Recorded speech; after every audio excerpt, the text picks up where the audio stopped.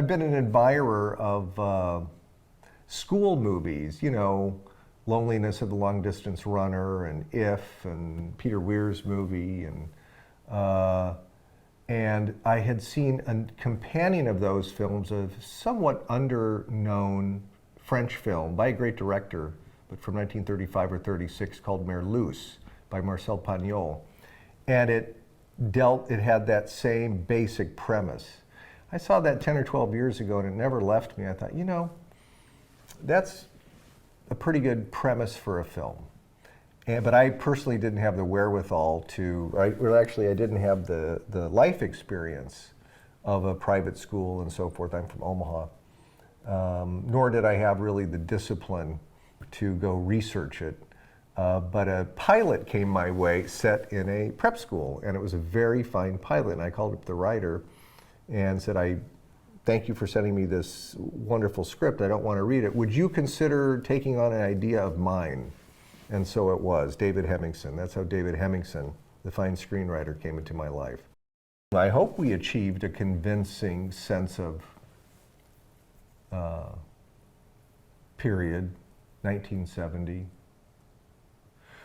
I know what I did was, I just pretended I was making a film then. I wasn't thinking, oh, I'm here. I mean, you can't avoid it, but as much as I could, I was actually tricking myself into being a director then. Ever since Sideways, I just thought, I can't wait to work with Paul Giamatti again, and nothing really, you know, nothing really came our way, nor did I find the right screenplay to tailor for him until this one. So David Hemmingson, the writer, and I clearly had Paul in mind while we were tailoring this, you know, making the screenplay.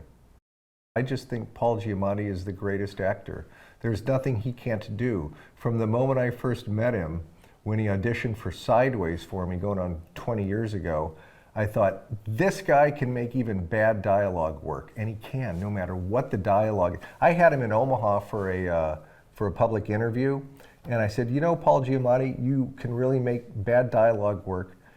I'll bet you could even read the phone book, like they say, read the phone book and make it compelling.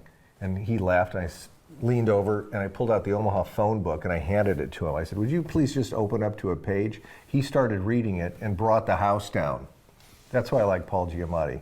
And he's just a lovely guy, brilliant guy, most well-read human I know.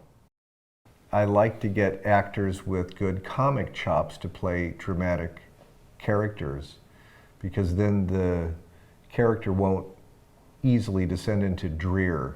Comic actors have a sense of rhythm and can kind of keep things aloft without cheapening the emotions, on the contrary.